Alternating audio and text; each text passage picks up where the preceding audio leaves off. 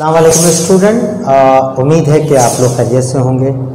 और आज हम अपना एक नया लेक्चर रिकॉर्ड कराने जा रहे हैं और इसके अंदर हम पढ़ेंगे इंडस्ट्रियल प्रिपरेशन ऑफ हाइड्रोजन, यानी हाइड्रोजन को मैक्सिमम किस तरह तैयार किया जाता है। एक हाइड्रोजन की तैयारी है लेबॉरेटरी के अंदर और एक कमर्शियली। तो हम डिस्कस करने जा रहे हैं कि हाइड्रोजन को कमर्शियली कैसे बनाया जाता है। ठीक है, आइए सबसे पहले हेडिंग लगाओ बेटा, industrial preparation of hydrogen gas. जल्दी से लिखना, industrial preparation of hydrogen gas. Industrial preparation of hydrogen gas में सबसे पहला टॉपिक है by steam on coal process. Steam और कोल प्रोसेस को समझाने, थोड़ा सा समझाने के लिए आपको मैं बता रहा हूँ, सुनना इधर गौर से।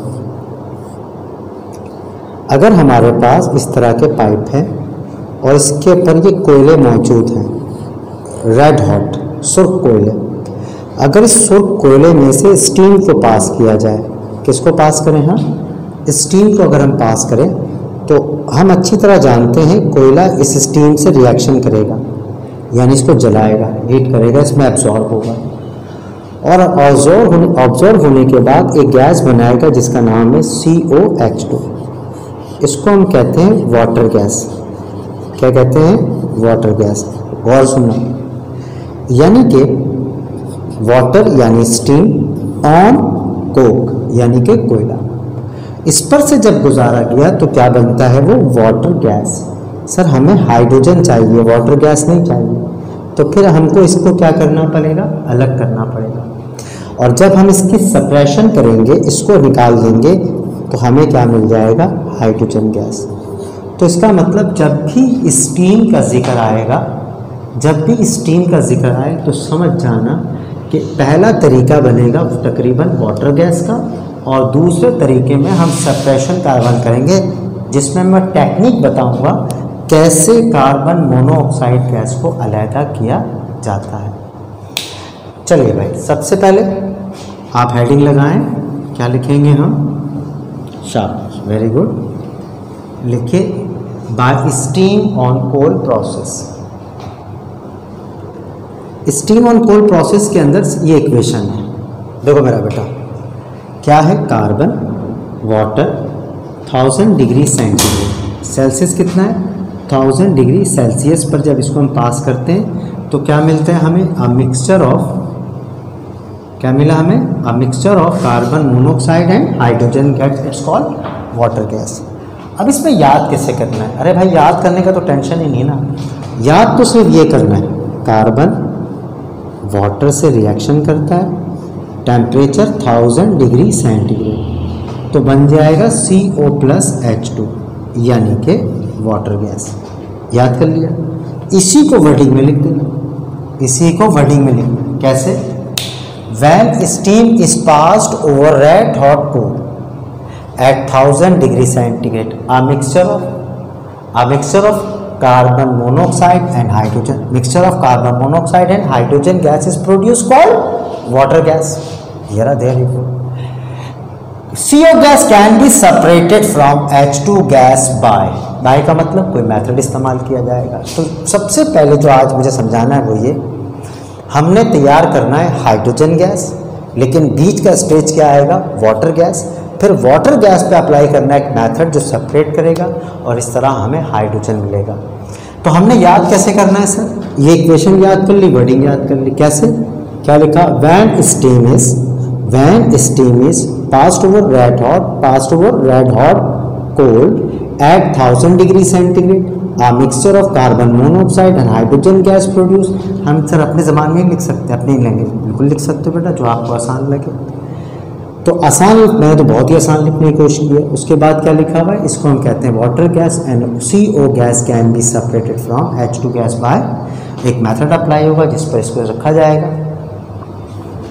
बहरहाल चलिए जल्दी से इक्वेशन लिखिएगा। इक्वेशन जल्दी से लिखें। ठीक है सर, हमने ये इक्वेशन लिख ली। अब हम हेडिंग क्या लगाएंगे? पहले हेडिंग क्या लगाओ, जल्दी लिखो, separation of hydrogen from water gas. Separation of hydrogen from water gas, separation of hydrogen from water gas, separation of hydrogen from water gas. Side heading क्या लगाओगे? Liquefaction method. क्या लिखेंगे हम? लिक्विफिकेशन, आगे क्या लिखना? मेथड। लिक्विफिकेशन मेथड का मतलब लिक्विड बनाने का अमल, लिक्विड में कन्वर्ट करने का अमल। लिक्विड के अमल को करने से पहले एक छोटी सी बात सुनो मेरी, जो तुम्हें मैंने पहले भी पढ़ाई हुई है। बॉयल्स कहता है -273 डिग्री सेल्सियस पर गैस का जो वॉल्यूम होता है वो क्या होता है? ज़ीरो होता है, क्योंकि वो तमाम गैस किस में कन्वर्ट हो चुका होता है? लिक्विड में। जी सर हमें पता है, आगे बताइए, आइए ज़रा समझिएगा। इस कंटेनर के अंदर हमारे पास दो चीज़ें हैं, एक का नाम है कार्बन मोनोऑक्साइड और एक का नाम है हाइड्रोजन। ये दो गैस इस तरीके से मौजूद है। अच्छा, अब ये दोनों गैसेस जो गैस का मतलब समझ रहे हैं कि गैस हैं ये दोनों, तो ये गैस यहाँ मौजूद है। अब ये जो दो गैस हैं, अगर मैं इसको ओपन करूँ तो जल्दी से बताओ कौन सा गैस बाहर निकलेगा?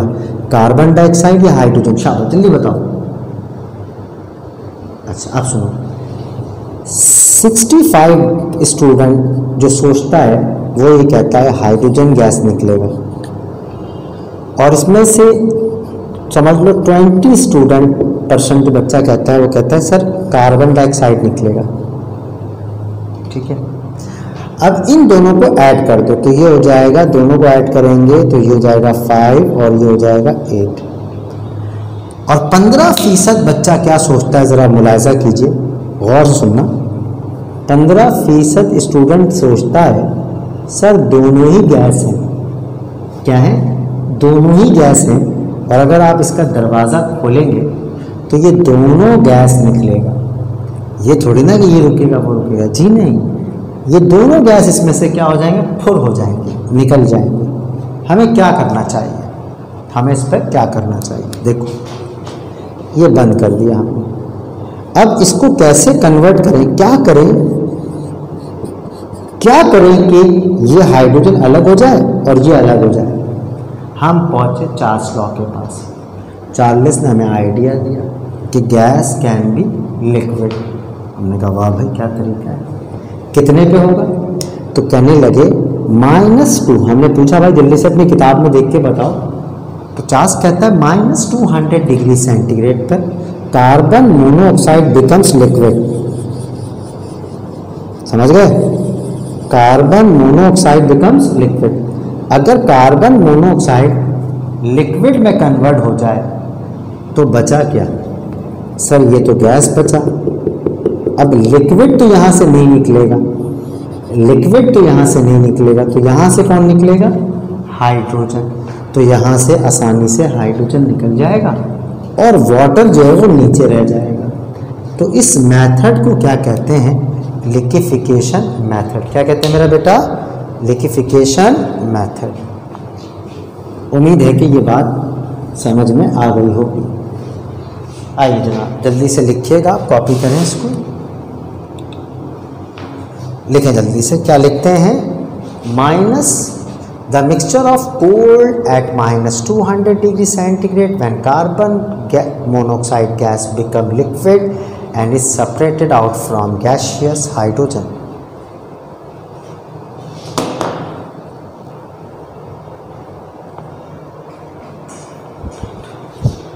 लिख लिया बेटा? शाबाश। जब आप ये लिख लें तो आगे चलते हैं हम। नेक्स्ट हेडिंग लगाओ, स्टीम हाइड्रोकार्बन प्रोसेस। क्या लिखेंगे बेटा? हाँ, स्टीम हाइड्रोकार्बन प्रोसेस। अब ये सर स्टीम हाइड्रोकार्बन प्रोसेस क्या होता है, ज़रा हमें समझाएं। Hydrocarbon, as we know that, carbon and hydrogen को हम कहते हैं हाइड्रोकार्बन। इसका रिएक्शन किससे के लिए कह रहा है? किससे कह रहा है? स्टीम से।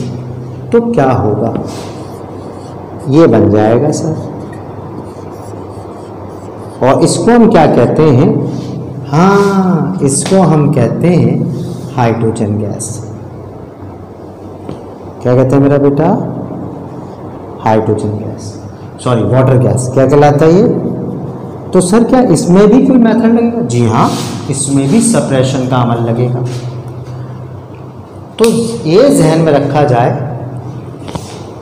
कि सर जब भी वाटर गैस बनेगा तो 100% सेपरेशन लिखना पड़ेगा, चाहे एग्जामिनर बोले या ना बोले। अब हमारे पास ये equation CH4 water carbon monoxide है ना मेरा बेटा, ये आ गया हमारे पास सर। इसको हम कहते हैं वाटर गैस। अब ये कह रहा है 900 डिग्री सेंटीग्रेड, कितने 9 इन द प्रेजेंस ऑफ निकल। निकल समझ गए मेरा बेटा? जी बिल्कुल समझ गए हम सर। गैस को वाटर से मिलाना है तो निकल कैटलिस्ट है। निकल कैटलिस्ट क्या करता है? एब्जॉर्ब करेगा और इस गैस को एब्जॉर्ब करके कहाँ लेकर आएगा? वाटर के साथ जाके मिला देगा और इसको रिएक्शन करवाएगा, निकल का काम ख़त्म हो जाएगा। देखो ये पहले बता दें ना तो परेशानी नहीं होगी निकल के हवाले से सुनने में। तो अब सर वर्डिंग क्या है? When a mixture of steam and natural gas, ठीक है, when a steam and natural gas is heated at 900 degree centigrade in the presence of nickel catalyst, ठीक है, क्या कह रहा है? At 900 degree centigrade in the presence of nickel catalyst, a mixture of carbon monoxide and hydrogen gas. A mixture of carbon monoxide and hydrogen gas produce. यानी कि carbon monoxide और hydrogen gas क्या होगा? बनेगा। And carbon monoxide gas can be, समझ गए, can be separated from H2 gas by liquefaction method. ये भी हो सकता है, दूसरा मेथड भी इस्तेमाल कर सकते हैं। पहले ये कॉपी करो फिर हम बताते हैं क्या मेथड इस्तेमाल करेंगे। जल्दी लिखो।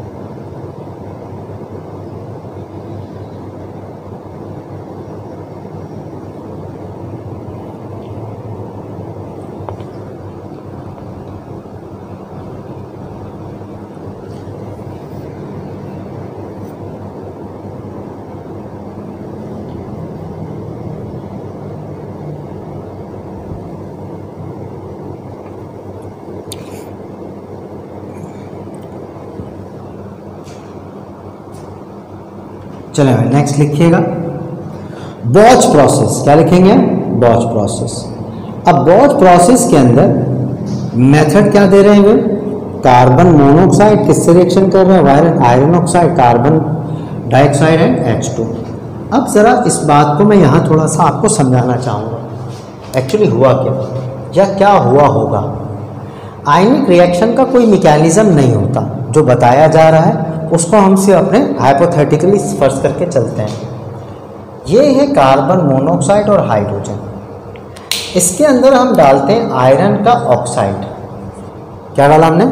आयरन का ऑक्साइड। और सुनना, आयरन का ऑक्साइड इससे रिएक्शन करता है और बनाता है CO2। क्या बनाता है? CO2। सर हम डायरेक्ट अगर इसको प्रेशर से हटा देते हैं लिक्विफिकेशन कर सकते हैं। आप हेडिंग लगा दें लिक्विफिकेशन मेथड और ये इसकी जगह वो लिख सकते हैं अगर आप लिखना चाहें। मैं दो मेथड इसलिए लिखवा रहा हूँ ताकि आपको दो मेथड याद हो, कोई एक मेथड आप लिख सकते हैं, चाहे लिक्विफिकेशन चाहिए। अगर ये इससे रिएक्शन करेगा तो यानी रिएक्शन का मतलब समझाने की बात है कि ये वाला इसके कंबाइन करके क्या बनाएगा? Carbon dioxide. आयरन जो है वो नीचे आकर बैठ जाएगा।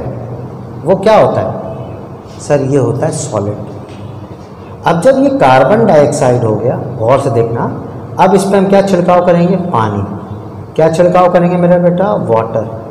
वाटर जब छिड़काव करेंगे तो ये कार्बन डाइऑक्साइड इन वाटर में एब्जॉर्ब हो जाएगा। ये कार्बन डाइऑक्साइड इन वाटर में एब्जॉर्ब हो जाएगा। कार्बन डाइऑक्साइड इन वाटर में एब्जॉर्ब हो जाएगा। अब एक स्टूडेंट का मासूमाना सवाल, क्या कार्बन मोनोऑक्साइड एब्जॉर्ब नहीं होता? जवाब जी नहीं। अगर एब्जॉर्ब होता तो ये काम पहले कर लेते। तो इसका मतलब ये हुआ कार्बन मोनोऑक्साइड को कन्वर्ट करना है कार्बन डाइऑक्साइड को, फिर हाई प्रेशर से पानी की मदद से इसको पानी में एब्जॉर्ब कराना है। हो गया एब्जॉर्ब। जब सारा का सारा पानी, ये देखो, जब ऑल वाटर कन्वर्टेड इनटू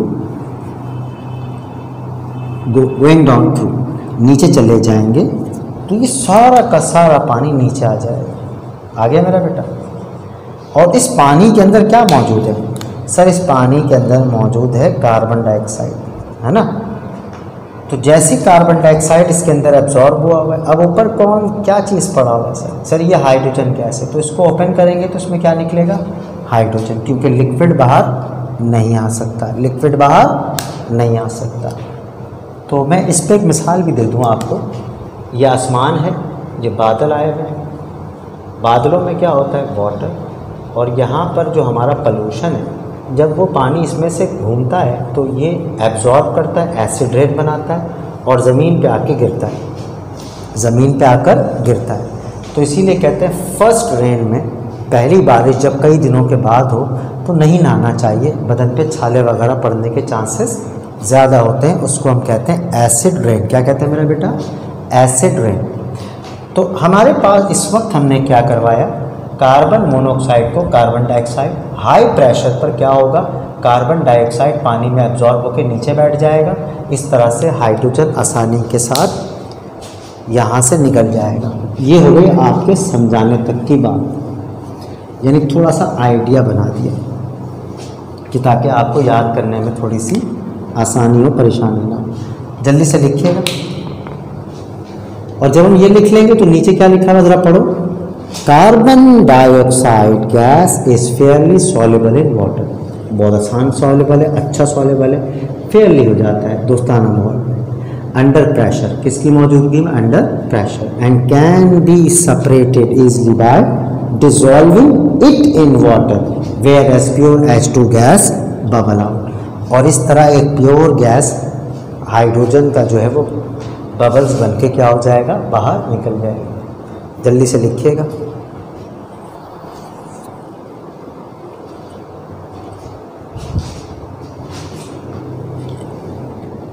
शाबाश, जल्दी इत्मीनान से लिखो। जी सर, हमने लिख लिया।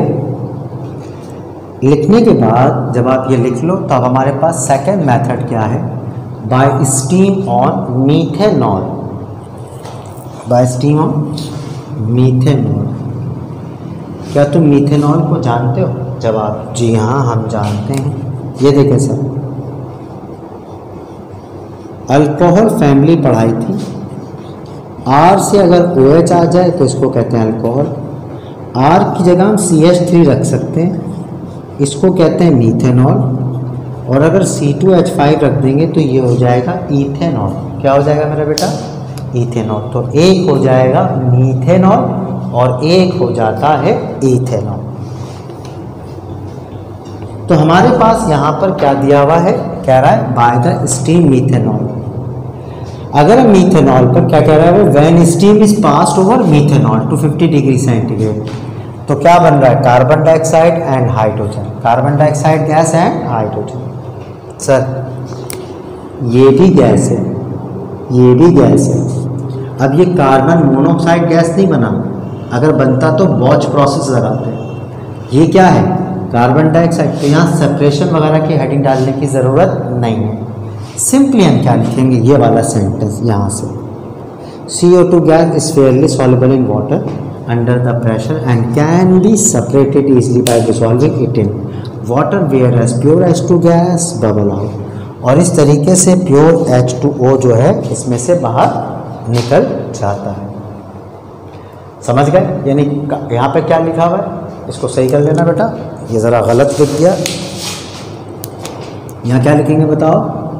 CH4 वाटर से रिएक्शन करेगा टू 50 डिग्री सेंटीग्रेड। समझ गए मेरा बेटा? इस तरह बनता है कार्बन डाइऑक्साइड एंड हाइड्रोजन। इसका नाम है मीथेनॉल। करेक्शन कर लीजिएगा मेरा बेटा। CH, ओए कितनी गलती करोगे? CH3OH, CH3OH। यहाँ पे बैलेंस करने के लिए आप क्या लगाते हैं, 3 लगाते हैं, 3 2 ज़ा 6, 3 4 5 6, ये हो गया बैलेंस। कार्बन 1 है, ऑक्सीजन 2 है, ये रहा 2 ऑक्सीजन और कार्बन 1। लिख लिया बेटा।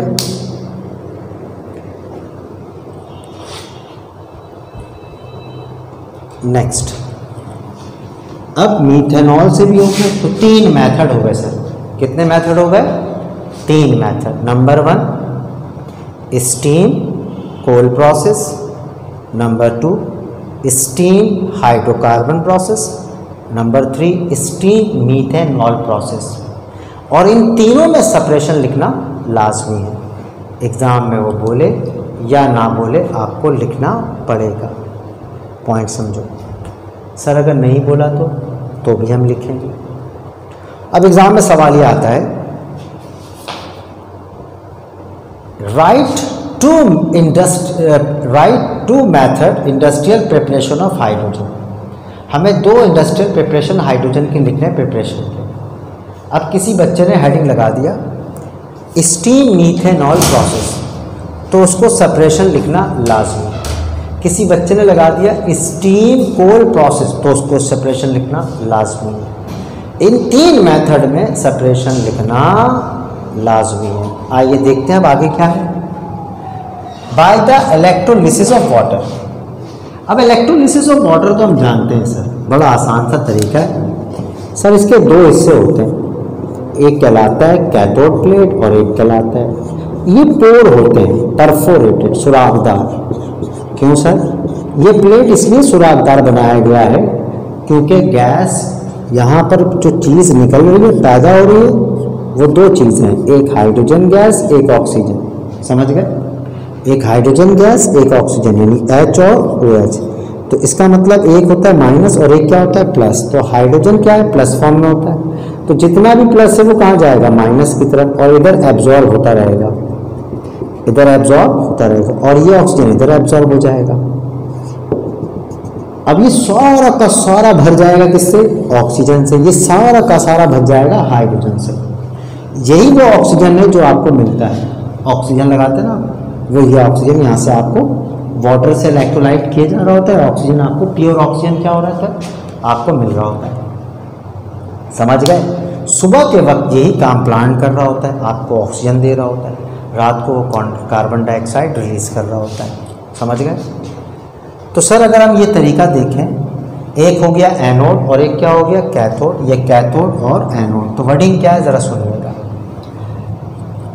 और सुनो बेटा, लिखें, when electricity is passed through water containing a small quantity of electrolyte, electrolyte 3 होते हैं, acid, base and salt, water decompose into hydrogen and oxygen, hydrogen gas collected as cathode, hydrogen gas कहाँ आता है, कैथोड पर, और oxygen gas कहाँ आता है, एनोड पर, और ऑक्सीजन क्या आता है, as a by product collected at anode. हम अच्छी तरह जानते हैं, दोबारा जुमला सुनिएगा बेटा, ये electrolysis, when electricity is pass कर दिया हमने इसको करंट से, समझ गए, जोड़ दिया, चलो भाई बैटरी लगा दी pass, through water containing a small quantity of acid, base and salt, यानी कि इलेक्ट्रोलाइट।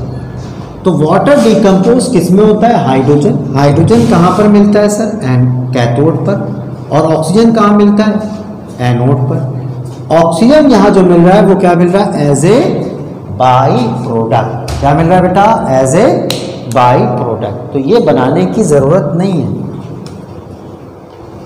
इसको बनाने की ज़रूरत नहीं है कि आप ये बनाने बैठ जाए, बिल्कुल बनाने की ज़रूरत नहीं। समझ गए? चले भाई, इसको बनाने की ज़रूरत नहीं है, जल्दी से लिखिएगा। उसके बाद लिखा हुआ, this is only method use to get 100% pure hydrogen gas, 100% hydrogen या 100% oxygen gas, but this process is very expensive. हमारे मुल्क में तो ये बहुत एक्सपेंसिव है क्योंकि यहाँ की बिजली क्या है, बहुत महंगी है। तो आपने मिसाल सुनी होगी, जितने का बाबू नहीं उतने का झुनझुना। समझ गए? यानी इसको इस तरह कहा जाता है कि मट्टी से सोना बनाना होता है, सोने से इंडस्ट्री में मट्टी बनाने वाले को इंडस्ट्री से निकाल दिया जाता है, इंडस्ट्री से निकाल दिया जाता है। समझ गए बेटा? तो ये इस तरीके से आज हमने ये वाला लेक्चर कंप्लीट किया अपना। इसके अंदर 3 मेथड हमने पढ़े, जिसमें स्टीम का जिक्र था और एक मेथड के अंदर सेपरेशन की कोई बात नहीं है। 3 मेथड और इस मेथड में फ़र्क यह है कि अगर आप इस मेथड को लिखेंगे तो इसमें सेपरेशन लगाने की ज़रूरत आपको नहीं पड़ेगी। नेक्स्ट लेक्चर में बाकी जो इसके रह गए हैं उसको इंशाल्लाह हम कंप्लीट करेंगे। अपना ख्याल रखिएगा, दुआ में याद रखिएगा। अल्लाह हाफ़िज़।